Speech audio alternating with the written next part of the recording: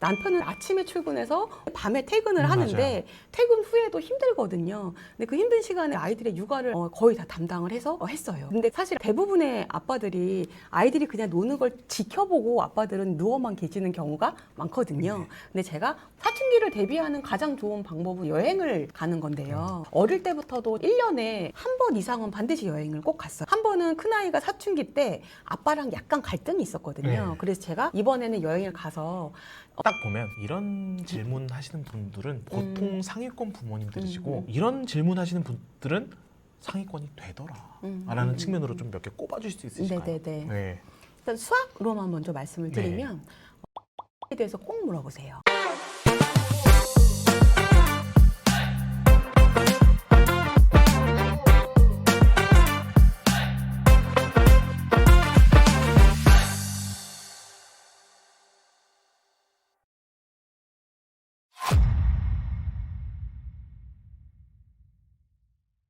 안녕하십니까. 실천할 수 있는 교육 정보만 드리는 가렌 패밀리 브루스피드입니다. 여러분, 오늘의 가든 게스트는요, 우리 이민정 원장님을 모셨습니다. 안녕하십니까. 네, 안녕하세요. 시청자분들께 소개 네. 한번 부탁드려도 될까요? 저는 20여 년간 수학을 가르쳤고요. 큰아이는 세종과학예술영재학교를 졸업하고 연세대학교를 지금 다니고 있고요. 작은아이는 충북과학고등학교 1학년에 재학 중인 두 아들의 엄마입니다. 그리고 주식회사 동행교육의 해밀 학원을 남편과 함께 운영하고 있습니다. 네, 오늘 시간 내주셔서 감사합니다. 두 아이를 모두 특목고에 보내셨는데요. 초등, 중등 때 특히 강조했던 부분, 네. 이런 측면으로 조금 원칙을 꼽아주실 수 있으실까요? 네. 우선 첫 번째는 환경을 만들어주고 아이가 표현할 기회들을 좀 많이 만들어줬어요. 이제 큰아이 같은 경우에는 기어 다닐 때부터 책을 마루 주변에 늘어뜨려 놨습니다. 그러면 아이가 보고 싶은 책을 펼쳐져 있는 것에 가서 이렇게 들여다보고, 그래서 큰아이는 조금 빠르게 한글을 익혔고요. 그리고 이제 둘째 아이 같은 경우에는 먹는 걸 굉장히 좋아해요. 식탐이 좀 많았었거든요. 그러다 보니까 둘째 아이가 제일 처음 본 책은 배달 음식이 잔뜩 그려져 있는 메뉴판이었습니다. 그거를 볼 때도 그냥 보게 했어요. 그리고 책을 주로 밤에 자기 전에 아빠가 많이 읽어줬었는데 두 아이가 책을 읽는 성향이 틀렸어요. 큰아이는 다양하게 많이 보는 편이었고요. 작은 아이는 한 권이 정말 너덜너덜해질 정도로 똑같은 책만 계속 읽어달라고 했어요. 근데 그래도 아이들 성향을 존중해서 아빠가 아이들이 원하는 대로 책을 읽어줬습니다. 아버님이 책을 읽어주셨던 네. 부분이 굉장히 흥미로운데 네. 이런 원칙은 지키면서 책을 읽었던 것 같다라는 측면으로 아버님의 팁이 궁금해요. 이 책을 꼭 읽어야 된다든가 뭐 글밥이 많아야 된다거나 그런 게 아니라 아이들이 좋아하는 책을 아빠는 읽어줬어요. 그리고 아이들이 원하면 읽어줬고 팁가 없는 환경을 만들어 놓고 같이 아이들 책을 보게 했거든요. 그런 부분들이 항상 아빠가 같이 해줬던 부분들인 것 같아요. 저는 낮 시간에는 쉬고 밤에 일을 하는 사람이지만 네. 남편은 아침에 출근해서 밤에 퇴근을 맞아요. 하는데 퇴근 후에도 힘들거든요. 근데 그 힘든 시간에 거의 아이들의 육아를 거의 다 담당을 해서 했어요. 근데 사실 대부분의 아빠들이 아이들이 그냥 노는 걸 지켜보고 아빠들은 누워만 계시는 경우가 많거든요. 근데 제가 꼭 이 시간을 정해서 책을 읽어줬으면 좋겠다라고 얘기를 하면 책을 읽어줬고요. 큰아이는 다양하게 많이 읽었다고 말씀드렸잖아요. 책을 20권, 30권을 가져와도 다 읽어줬었어요. 네. 하루에요? 네, 하루에. 꼬마이기 때문에 아주 아, 어릴 빨리빨리 때는 해요. 사실 글밥이 적잖아요. 그래서 목이 쉴 정도로 그렇게 읽어줬어. 근데 둘째 아이 때는 형아 읽는 책을 같이 들은 거예요. 옆에서 같이 듣다 보니까 글밥이 많은 책을 읽게 되고 그랬던 것 같아요. 자, 이 영상 보신 아버님들 죄송합니다. 힘들어지실 것 같아요. 조금 나이가 지나면서부터는 자기 전에 책을 안 읽으려고 할 때가 있어요. 네네. 그래서 그럴 때는 아이가 하고 싶어 하는 거 한 가지를 정해줬어요. 그랬더니 포켓몬 카드로 흉내내기 게임을 하고 싶대요. 그 시중에 있는 거야? 내 시중에 있는 카드 저희 아무거나 집에도 뽑아서 있어요. 애기들 있는 집에는 웬만큼 다 있습니다. 아우. 대학생 아들이 있는 집에도 있습니다. 근데 그 카드 하나를 꺼내면 거기에서 이제 포켓몬이 짓고 있는 표정하고 이제 몸짓을 흉내내기를 했어요. 그걸 하는 시간이 굉장히 즐거웠어요. 즐거워. 와. 네, 재밌었어요. 약간 힘들 때도 사실은 있었죠. 그런가? 네, 두 번째는 이제 심리적인 안정감을 중요시하는 편이었어요. 제가 이제 큰 아이가 처음에 1학년에 입학을 할 때 저는 주로 수학을 이제 다니면서 과외로 하는 경우가 많았었는데 1학년에 입학을 하니까 학교가 빠르잖아요. 그래서 집에서 공부방을 차렸어요. 그러니까 아이를 케어를 하면서 저는 수업을 하겠다는데 이제 수업을 하는 동안에 아이에 집중해 주지는 못하잖아요. 근데 그때 아이가 어떤 틱이 나오기 시작을 하는 거예요. 근데 저희 첫째가 조금 예민해요. 그래서 긴장을 하면 손을 이렇게 한다거나 하는 틱이 나왔어요. 근데 아이들이 자라는 과정에 틱은 정상적으로도 생길 수 있는 부분이에요. 그래서 조금 생겼을 때 제가 아이를 데리고 책으로 심리를 상담해 주는 곳을 갔었어요. 가서 여쭤봤더니 이제 하시는 말씀이 아이는 부모와 한 공간에 있는데 부모는 나를 돌봐주지 않고 있는 거예요. 저는 수업을 하고 다른 애들을 봐주고 있으니까 얘는 엄마와 함께 있어도 엄마와 함께 있지 않는 듯한 외로움을 느낀다. 그렇게 얘기를 하시더라고요. 그래서 그 얘기를 듣고 심리센터에 이제 6개월 정도는 다니게 했고 그 이후에는 공부방을 따로 차려 나와서 학원으로 차렸어요. 둘째 아이는 이제 큰 아이가 중학교 2학년 때 사춘기가 아주 심각하게 왔었어요. 오히려 전 동생이 더 걱정이 되는 거예요. 부모와 갈등을 형이 겪고 있으니까 얘가 받는 스트레스가 더 강할 것 같다는 생각을 중간에서. 했어요. 둘째는 본인 속마음을 얘기하는 스타일이 아니에요. 예. 그래서 제가 심리센터를 한번 가보자 이렇게 얘기를 했어요. 그랬더니 아이가 학교 생활도 잘하고 있는 내가 왜 가? 이렇게 얘기를 하길래 엄마 아빠한테 얘기 못하는 거 거기 가서 그냥 편하게 얘기하고 와 라고 하고 가서 검사를 받게 했습니다. 거기서 말씀으로는 아주 심각한 건 아닌데 아이가 불안증이 조금 왔다고 해요. 형이 네. 약간 갈등 관계가 있는 걸 보면서 아무래도 이제 우리 가족이 잘못될 것 같다는 그런 불안감을 갖고 있다는 거예요. 그래서 이제 6개월 이후에는 많이 좋아졌어요. 그래서 저희가 이제 많이 했던 놀이 중에 또 하나가 괜찮아 놀이예요.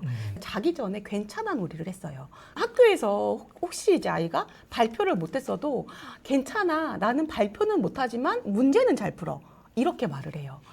네, 그런 부분들이 아이의 심리적 안정감을 찾아주는데 굉장히 도움이 됐다고 생각을 하고요. 세 번째는 우선순위를 정하시라 말씀을 드립니다. 아이들이 사실 전 과목을 다 잘하면 좋지만 전 과목을 다 잘하는 건 사실 쉽지 않잖아요. 네. 특히나 저희 아이들은 수학, 과학만 유독 좋아하는 아이들이었어요. 영어를 좋아하지 않았는데 기본적인 영어 공부까지는 시키되 너무 과한 요구는 하지 않았습니다. 입시에 포커스를 맞췄을 땐 영어를 조금 더 내려놓고 나중에 공부를 하게 했고요. 물론 지금 영어 잘하진 않습니다. 악기도 사실 배우게 해봤어요. 근데 아이들이 너무 힘들어 하더라고요. 근데 어떤 친구들은 보면 이제 오랫동안 악기를 연주하고 이 친구는 악기를 연주하면서 스트레스를 푼대요. 맞아. 그런 얘기 많이 들었어요. 네, 근데 그런 친구라면 감사하게 배우면 되죠. 근데 아이가 즐겨하지 않는 거라면 그치. 과하게 요구하지 않습니다. 남편과 제가 생각하기에 아이가 고쳤으면 하는 행동이나 습관이 있을 때 한 가지씩 우선순위를 뒀어요. 아이들이 막 5분씩 자꾸 늦게 나와요. 그러면 다른 건 아무것도 잔소리하지 않고 3개월, 6개월 동안은 그것만 얘기합니다. 네, 그래서 우선순위를 정해서 그거에 대해서만 잔소리를 하고요. 아이들이 어릴 때는 집중력이 약하잖아요. 네네. 예를 들어서 뭘 안 치웠어요, 먹은 걸. 네. 그럼 그거에 대해서 얘기를 할 때 아주 간결하게 말합니다. 먹은 사람이 치워야 돼. 뭐 이런 식으로 아주 간단하게 한마디로 끝내야지 그거를 장황하게 얘기하면 애들이 듣다가 멍해지는 게 보여요. 그래서 우선순위 정하는 부분에 있어서 한 가지를 정하고 아주 간략하게 표현을 해주고 그게 고쳐질 때까지는 다른 잔소리는 잠시 스톱을 합니다. 또 하나는 사춘기를 미리 대비하려고 생각을 했는데요. 네. 사춘기를 대비하는 가장 좋은 방법은 여행을 가는 건데요. 어릴 때부터도 1년에 한 번 이상은 반드시 여행을 꼭 갔어요. 어디로요?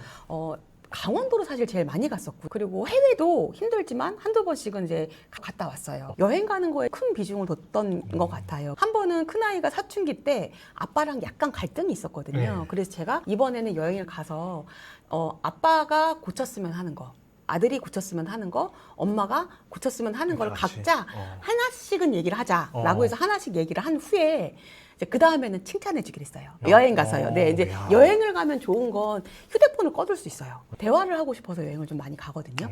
그리고 아이들과 스킨십을 많이 하는 편이었어요. 이거는 근데 엄마의 성향에 따라 다를 수도 있을 것 같아요. 네. 엄마가 쑥스러워 하시는 분들은 스킨십을 잘 못 하시는 분들도 계신데 저는 아직도 아이들한테 뽀뽀하고 아직도요? 네, 아직도 합니다. 뽀뽀하고 도망가면 그냥 웃으면서 싫어해요. 그리고 예전에는 제가 많이 안아주는 편이었고요. 이제는 아이들이 안아주는 게 제가 위로가 될 때가 있어요. 전 지금도 안아주고요. 애가 저를 안아줘요. 네. 너무 스윗하다. 두 아들 모두 수학, 과학 과목에서 두각을 드러냈는데요. 수학 공부에 있어서 내가 이것만큼은 꼭 챙겼다. 아니면 수학 성적 안 오를 때 이것만큼은 꼭 체크해 보세요라는 측면에서 우리 학부모님들께 좀 말씀 한마디 부탁드려도 될까요? 네네네. 네. 수학 공부에 있어서 아이들이 지속적으로 관심을 갖게 하는 걸 가장 중요시했습니다. 그래서 어릴 때 이제 큰 아이가 처음으로 덧셈 뺄셈을 알게 되었을 때는 차 안에 전자시계를 일부러 시간을 늦춰놓거나 시간을 빨리 해놨어요. 왜요? 왜냐하면 지금 현재 3시 15분인데 네. 만약에 제가 7분이 늦어 있어요. 그럼 시계는 3시 8분을 가르치고 있잖아요. 그럼 아이가 거기다 7을 더해서 15를 만들어낼게 하려고 덧셈을 이렇게 시켰고요. 그리고 뭐 뺄셈이 필요하다 하면 그것도 마찬가지로 시계로 했어요. 그리고 그러다 보니까 이제 생활 속에서 자꾸 덧셈 뺄셈을 얘기하게 되는 거예요. 그러니까 아이랑 아빠랑 셋이 같이 한라산에 오른 적이 있는데 이제 그걸 오르기 전에 제가 생각을 했어요. 그때 아이가 삼각비라는 단원을 배우고 있을 때여가지고 삼각비. 네. 그래서 이게 뭔지 알아야 되는 때인데 이제 그때 제가 그러면 해발 몇 미터가 갔을 때 지금 출발한 곳에서부터 얼마만큼을 걸어갔는지 거리를 계산하게 해봐야겠다라고 생각을 해서 아이랑 걸어가면서 얘기를 했어요. 제주 맛집 검색했던 저랑은 맛집 좀 많이 다르시네요. 저도 맛집은 다 검색합니다. 맛집도 예, 검색하고 예. 그것도 검색합니다. 그리고 수학 공부에서 가장 중요한 건 본인이 틀렸던 거를 반드시 다시 풀어서 스스로 그 풀이 방법을 알아야 되는 거거든요. 근데 틀렸던 거에 대한 오답을 아이들이 수학이라는 과목 특성상 선생님이 풀어주시면 그 자리에선 다 이해가 돼요. 그쵸. 뭐 바로 설명해 근데 주세요. 집에 가서 내가 다시 풀어보려고 했을 때 안 풀리는 경우가 많거든요. 그래서 저는 이제 아이가 어릴 때는 문제집을 풀면 틀렸던 문제를 약간 바꿔서 제가 다시 내줘줬어요. 유상? 네. 유사 문제를 유형을 다시 내줬었어요. 똑같은 유형을? 네. 그런데 이제 5학년이 되면서부터는 엄마가 수학을 가르친다가 아니라 엄마가 나를 못 믿는다로 돼버리는 거예요. 그럴 수 그래서 있겠네요. 마음에 상처를 받더라고요. 그래서 그때부터는 학원을 보냈고요. 근데 그 이후에 학원을 운영을 하게 됐는데 매스플랫이라는 프로그램이 나오게 돼서 이 프로그램 안에서 오답 유사 유형을 뽑아서 풀려주는 거예요. 너무 좋은 프로그램이 있는 거예요. 네네네. 그래서 그 프로그램을 사용해서 비슷한 걸 다시 풀어보게 하는 그 같은 유형인데 숫자가 바뀌어 있거나 약간의 유형이 변경되어서 나오는 그게 그런 아예 문제를 프로그램적으로 계속 네, 제공을 네, 해준다는 제공이 거죠. 됩니다. 네.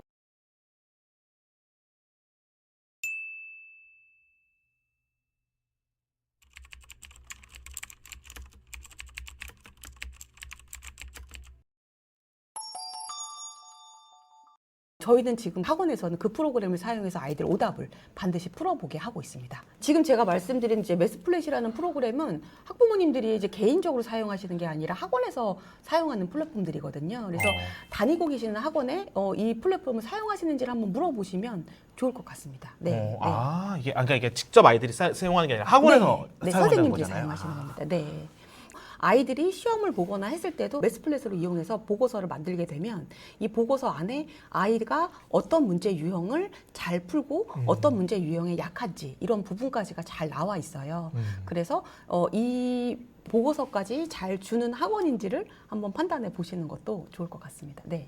그리고 이제 또 한 가지는 아이의 성향에 맞춰서 공부를 하시라라고 말씀을 드리는데 모든 아이들이 다 같은 성향을 갖고 있지는 않거든요. 그러니까 어떤 친구들은 상위 개념을 배우게 되면 하위 개념을 빨리 이해하는 친구가 있는가 하면 어떤 친구들은 이 개념이 완벽하게 숙지가 되어야만 상위 개념을 이해하는 아이들이 있어요. 네. 그리고 어떤 친구들은 어떤 개념을 배울 때 받아들이는 속도가 굉장히 빠른데 다음날 다 까먹어요. 어떤 아이들은 받아들이는 게 굉장히 느려요. 자기화하는데 시간이 오래 걸리지만 자기화하는 시간이 오래 걸리는 만큼 오래 가요. 다 다른 아이들이기 때문에 내 아이의 성향을 잘 파악하셔서 아이한테 맞는 공부를 시키시는 게 제일 좋다라고 생각을 합니다. 지금 학원 원장님이시면서 동시에 또 네. 학부형이시잖아요. 아무래도 이런 게 되게 궁금하실 것 같아요. 딱 보면 이런 질문 하시는 분들은 보통 상위권 부모님들이시고 이런 질문 하시는 분들은 상위권이 되더라 라는 측면으로 좀 몇 개 꼽아주실 수 있으실까요? 네네네. 네. 일단 수학으로만 먼저 말씀을 드리면 오답 관리에 대해서 꼭 물어보세요. 네. 오답 관리요? 네, 그래서 오답을 반드시 아이가 다시 풀어보게 하는지. 그리고 두 번째는 과제가 안 됐을 때 아이들을 어떻게 해주느냐를 물어보세요. 과제는 다 그날 해야 되는 거거든요. 네. 본인이 약속을 지키는 거잖아요. 근데 네네. 저는 제가 강사였을 때는 아이가 과제를 처음에 못 해오거나 하면 네가 할 수 있는 분량을 정하라라고 얘기를 해요. 네. 그래서 아이가 정했잖아요. 본인이 스스로 약속한 거잖아요. 근데 만약에 못 해온다. 그럼 그날은 남아서 다 하고 가게 하는 그런 시스템으로 하고 있고요. 그리고 이제 세 번째는 반드시 아이가 아는 부분과 모르는 부분에 대한 분석 보고서를 주는지에 대해서 물어보세요. 아이가 성취도 시험을 보거나 한 과정을 다 끝냈을 때 어떤 부분이 약하고 어떤 부분이 강한지 이런 거에 대한 파악이 되는지를 물어보세요. 그런 걸 공유해 주시나? 네, 한 과정이 끝났을 때 보고서를 만들어서 아까 말씀드렸던 수학 플랫폼에서 보고서가 만들어져요. 이 아이가 어떤 문항들을 주로 많이 틀렸고 어떤 문항들을 많이 맞췄는지에 대한 보고서가 만들어져요. 그래서 그거를 사용해서 보고서를 이제 부모님들께 드리고 있습니다. 돌이켜 보니까 이게 제일 중요했던 것 같더라라는 측면에서 키워드 하나를 꼽아줄 수 있으실까요? 네. 제일 중요한 게 제가 이제 강사로서 할 때였는데요. 네. 아이들한테 어떤 얘기를 한 적이 있었냐면 세상에서 너를 제일 사랑하는 사람이 누군 것 같니? 라고 물어보면 아이들 대답이 다 엄마 아빠요 라고 얘기를 하거든요. 네. 근데 맞습니다. 사실 엄마 아빠는 엄마 아빠의 목숨보다 내 아이를 사랑하는 게 맞아요. 네. 근데 아이들한테는 이 세상에서 너를 가장 사랑해야 되는 건 너여야 돼 라고 얘기를 해주거든요. 자신이 스스로를 사랑하지 않고서는 누구한테도 사랑을 받을 수는 없는 거잖아요.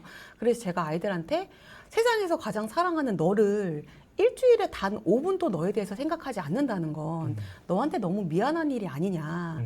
그래서 네가 자기 전에 너에 대해서 5분만 생각해봐라.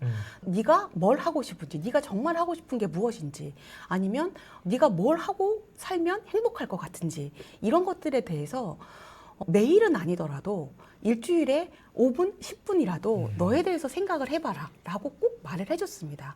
그리고 그런 부분들이 아무래도 아이들이 저를 강사로서 믿었던 것 같아요. 그리고 저는 이제 항상 말을 조심하는 편이에요. 근데 강사로서도 이제 보면 뼈를 때리는 말로 아이들 공부를 하게끔 하려는 선생님들이 계시거든요. 그거는 사실 옳지 않다고 생각합니다. 물론 팩폭을 할 수도 있어요. 근데 제가 생각하는 강사력이란 잘 가르치는 것도 물론 중요하지만 아이가 숙제를 해오게끔 납득을 시키는 것도 강사력이거든요. 그래서 저는 수업 시간에 사실 굉장히 웃기는 편이었어요. 저랑 같이 웃으면서 즐겁게 공부를 하다가 어느 날 정말로 말을 안 듣는다. 그럼 제가 정말 정색을 해요. 그럼 그때 굉장히 무서워합니다. 그러니까 저를 강사로서 아니면 정말로 인생의 어떤 선생님으로서 아이들이 의지할 수 있도록 하는 게 중요하다라고 생각을 했고요. 사실 최근에도 제자가 찾아와서 청첩장을 주고 갔어요. 지금도 연락을 하고 지냈는데 그 친구들한테 제가 어떤 인생의 힘든 시기에 아이들의 인생에 도움이 됐다면 굉장히 기쁘다고 생각을 합니다. 마지막으로 가장 중요한 부분은 학부모님들한테 항상 말씀드리는 건데요. 입시가 가까이 갔을 때 부모님들 굉장히 불안해하세요. 우리 아이가 여기 합격을 할까 안 할까 굉장히 불안해하시면서 저한테 와서 많이 물어보시거든요. 근데 저도 사실 몰라요. 어떤 아이가 합격을 할지는 입시기 때문에 아무도 알 수 없습니다. 다만 제가 부모님들한테 말씀드리는 건 어머님이 불안한 마음이 드시는 건 너무나 당연하다. 내 아이를 사랑하기 때문에 혹시 잘못될까 봐 걱정하시는 건 너무나 당연한데 어머님이 믿고 계시는 마음이 크셔야 그 믿음이 아이한테 전달이 되고 그 믿음이 아이한테 전달이 돼서 아이는 자신감 있게 가서 입시를 치른다라고 꼭 말씀을 드리거든요. 그래서 부모님의 믿음이 아이한테 전달될 수 있는 부분이 굉장히 크다라는 걸 꼭 말씀드리고 싶습니다. 오늘 정말 따뜻한 인사이트 나눠서 진심으로 감사드립니다. 네. 여러분 오늘 영상 어떠셨나요? 오늘 영상이 도움이 되셨다면 구독과 좋아요 부탁드리고요. 영상에서 소개해드린 매스플랫 플랫폼에 대한 정보가 더 궁금하시다면 고정 댓글 참고 부탁드리도록 하겠습니다. 원장님 오늘 다시 한번 시간 내주셔서 감사합니다. 네, 감사합니다. 네.